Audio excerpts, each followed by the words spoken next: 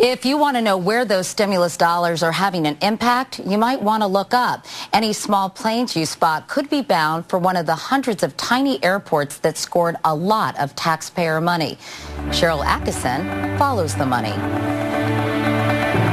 In upstate New York, there's a tiny airport owned by the Williamson Flying Club, a private social club for local pilots. Club President Joe Ebert is pleased to show off their brand new $400,000 runway paid for by your tax dollars.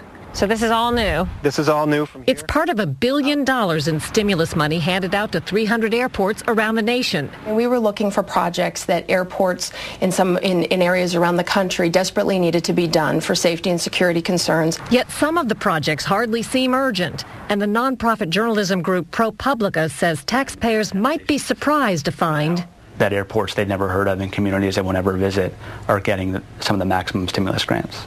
In fact, more than $350 million is being spent on little-used airports or ones catering to recreational flyers, corporate jets, and remote communities. That's because Congress's stimulus rules don't give priority to the most congested airports or the biggest safety problems. Consider that Los Angeles Airport doesn't have the money to install critical taxiway warning lights, and a third of the nation's largest airports have substandard safety areas for when planes veer off the runway. Yet tiny Purdue University Airport got $800,000 to help keep animals off the runway. That's even though they've reported just one incident. A plane ran over a skunk in 1996. In Alaska, $15 million went to build a bigger, better airport for the town of Uzinki. Population, just 165. That's roughly $90,000 per resident. The stimulus funds were granted by the FAA under the Department of Transportation. Why shouldn't that cost be borne by the people who benefit from it? Well, I mean, the community can't raise that kind of money. Rural airports deserve to be safe and kept up as much as other airports do. She also points out small airports are used by rescue aircraft and cargo haulers, and the stimulus projects create jobs. But nobody would tell us how many unemployed workers, if any, were hired to pave the Flying Club's runway. The whole job took just 5 days. On the bright side, all airports that get stimulus funds are open to the public.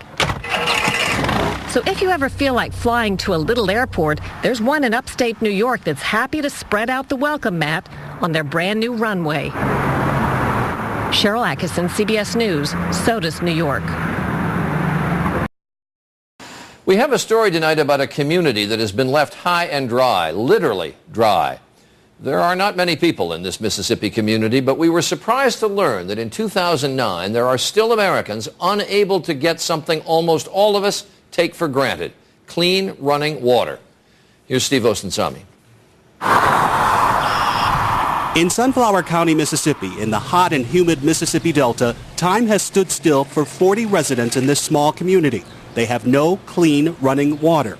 It started off with 6 months, went from 6 months to 9 months.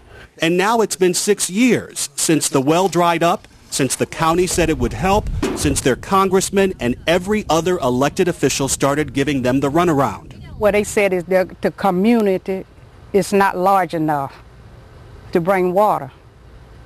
But I can't understand that. We have to have water. Janice Davis has to drive 5 miles to her son's garden hose to fill her jugs with water and then haul them home. You do this twice a week? Yes. I have hauled water so long until I am just tired. But what can I do? Across Mississippi, residents get their water from water authorities that provide service to whom and where they please. This map shows the different authorities and the gaps where residents like those here have no access to water service. It's very odd to this day and time that you don't have clean running water. And it's supposed to be America. We talked with their county supervisor. He says he's trying to convince the closest water authority to bring water here, but says it would cost $1 million.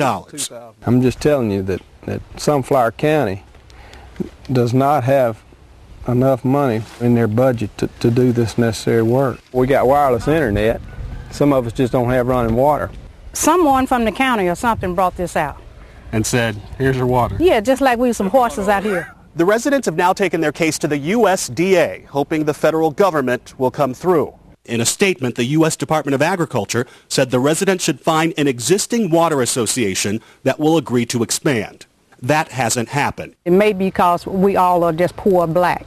They've tried and say their government is still not working. And I just load them in